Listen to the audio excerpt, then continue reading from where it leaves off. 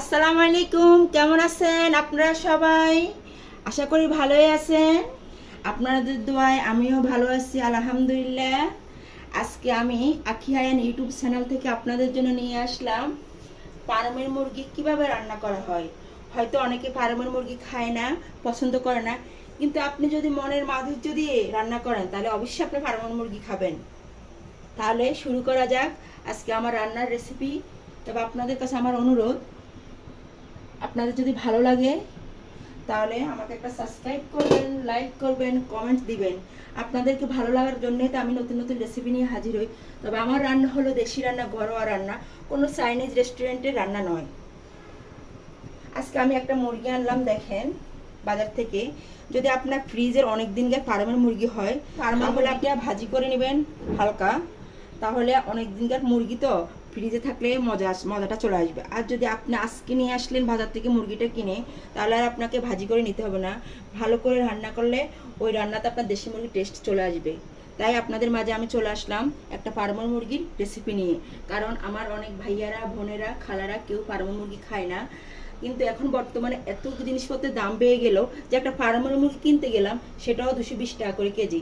তাই আপনারা যেহেতু যাদের সীমিত টাকা দেশি মুরগি কিনতে পারে না, তারা একটা ফার্মের মুরগি নিয়ে আসবেন। যেদিন খাবেন ওদিনে নিয়ে আসবেন। ফ্রিজে থাকার চেয়েও তাজা তাজা খাওয়ার মজা আলাদা। আজকে আমি রান্না করব ফার্মের মুরগির রেসিপি। আপনাদের যদি ভালো লাগে আপনারা দেখবেন, কমেন্ট দিবেন, লাইক করবেন। তাহলে শুরু করা যাক।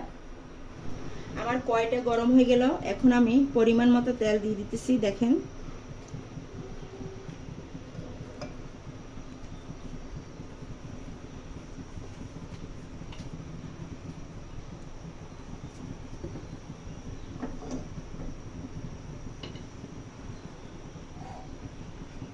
আমার তেলটা গরম হয়ে গেলে এর সাথে আপনি পেঁয়াজ কুচি দিয়ে দিবেন।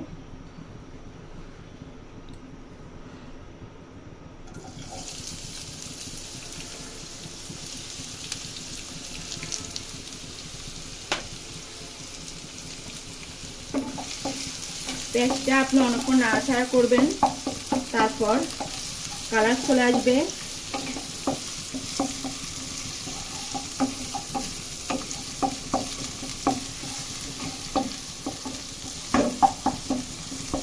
আপনার বাসায় ফার্মের মুরগিটা ভালো করে রান্না করলে অবশ্যই খাবেন, কারণ অনেকে পছন্দ করে না। আমরা তো সবসময় দেশি মুরগিটাই খাই, লেয়ার খাই, কিন্তু অনেকে এটা পছন্দ করে না। আপনারা এটা যেদিন খাবেন সেদিন বাজার থেকে নিয়ে আসি রান্না করবেন, তাহলে ওটার মজাই আলাদা।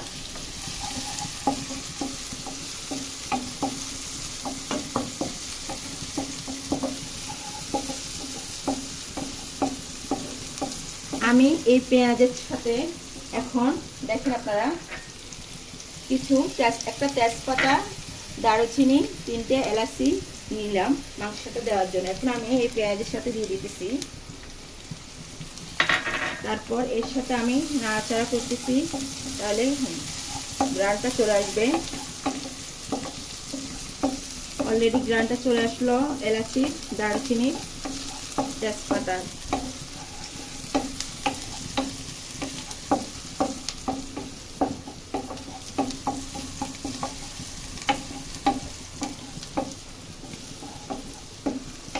আপনি যদি মাংসতে টমেটো ব্যবহার করেন তাহলে মাংসের কালার চলে আসবে।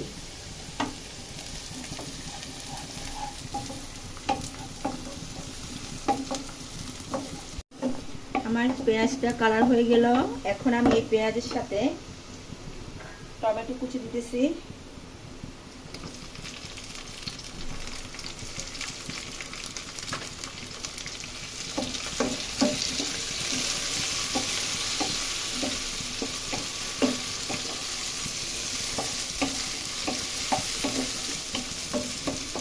এর সাথে আমি 1 চামচ আদা বাটা, টেবিল চামচের 1 চামচ আদা বাটা দিলাম।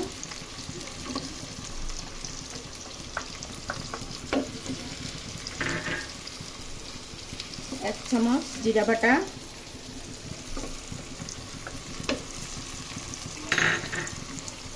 1 চামচ রসুন বাটা, 1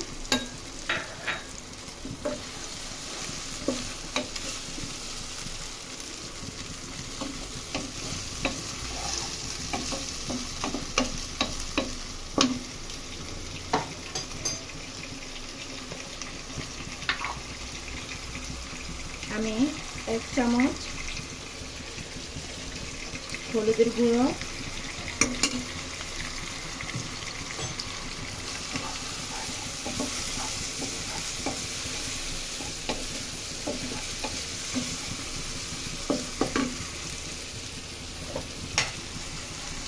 আমি ছোট চামচের 1 চামচ মরিচের গুঁড়ো দিতেছি, তাহলে একটু ঝাল খাবো, আর 1 চামচ দিতেছি।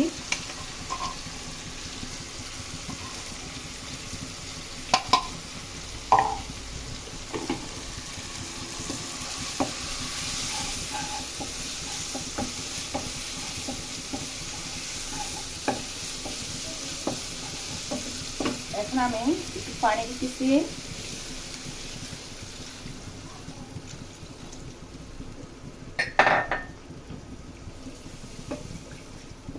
এর সাথে আমি পরিমাণ মতো লবণ দিতেছি।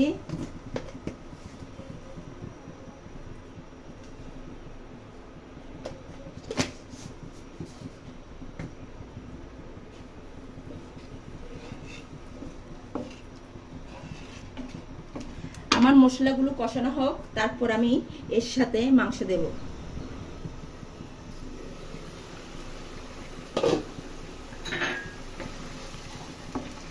মশলাটা কষানো হয়ে গেলে সুন্দর একটা গ্রান চলে আসলো।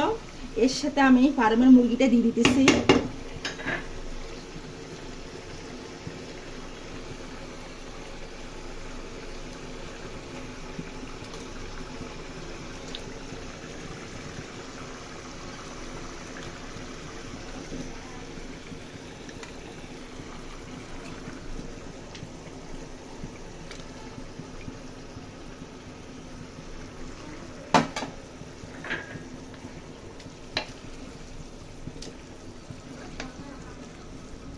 মশলাগুলো আমি মাংসের সাথে মিক্স করতেছি। দেখেন আপনারা, আমি নতুন আলু দিয়ে আজকে মুরগির মাংস রান্না করব। আমার মাংসটা কষানো হোক, যেহেতু নতুন আলু সিদ্ধ হয়ে যাবে তাড়াতাড়ি।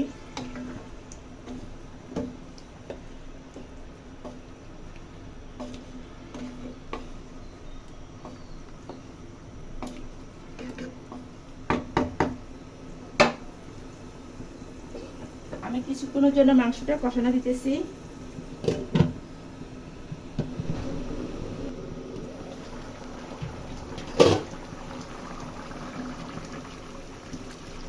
মাংসগুলোর সাথে আমি এখন আলু দিতেছি, কারণ আমার বাচ্চারা আলু পছন্দ করে, তাই আমি মাংসের সাথে আলু দিই বেশিরভাগ।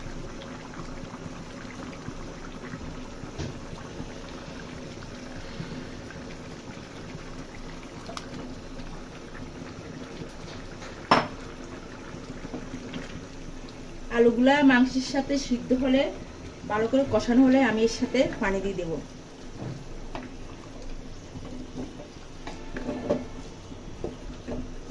আলুগুলোকে আমি মাংসের সাথে মিক্স করতেছি। দেখেন মাংস সুন্দর একটা কালার চলে আসলো।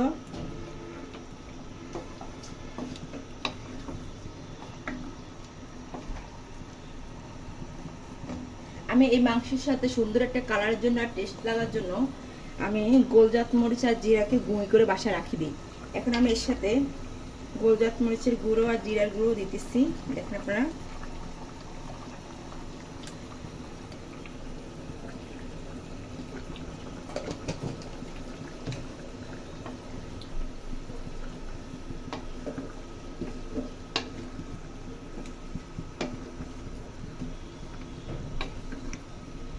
আপনারা চাইলে যারা পছন্দ করে মাংসের সাথে ধনেপাতা দিতে, তারা দিতে পারেন। যেহেতু আমি ফার্মের মুরগি, একটু গ্রানের জন্য একটু মাংসের সাথে ধনেপাতা দিতেছি, বেশি না, অল্প কিছু। অন্য অন্য মাংসের সাথে দিই না, গরুর মাংসের সাথে, হাঁসের মাংস, খাসি এটার সাথে দিই না, আমি শুধু ফার্মের মুরগিটাতে দিই জাস্ট গ্রানের জন্য। তাও আমি কষানোর মধ্যে দিতেছি।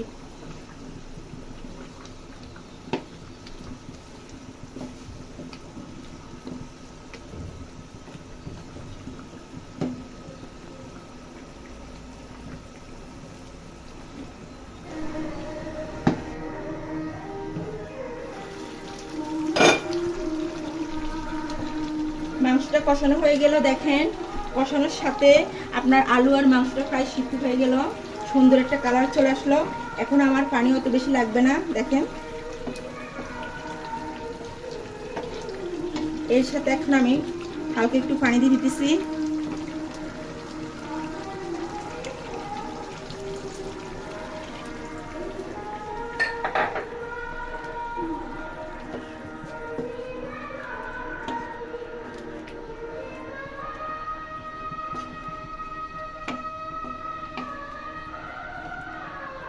কিছুক্ষণ আমি ঢাকনা দিয়ে রাখি, তাহলে মাংসটা ফুল হয়ে যাবে।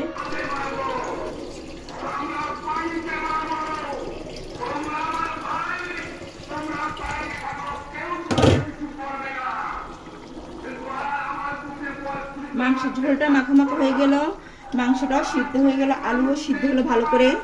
একটু ঝোল রাখি, যেহেতু বাচ্চারা পছন্দ করে।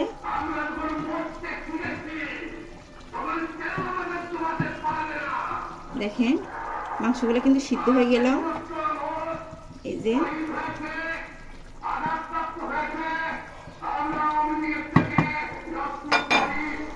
আমার মুরগির মাংসটা হয়ে গেল, নতুন আলু দিয়ে রান্না করলাম, কালারটা অনেক সুন্দর হলো।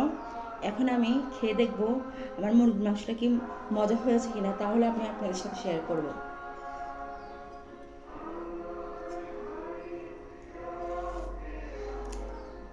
সেরকম হয়েছে, সবগুলোই ঠিক হয়েছে। আমি এই মুরগির মাংসের সাথে আজকে দেখেন একটা আমের আচার নিলাম, শসা কাঁচামরিচ নিলাম। যদি একটু স্বাদ লাগে আপনারা বাসায় এইভাবে করবেন।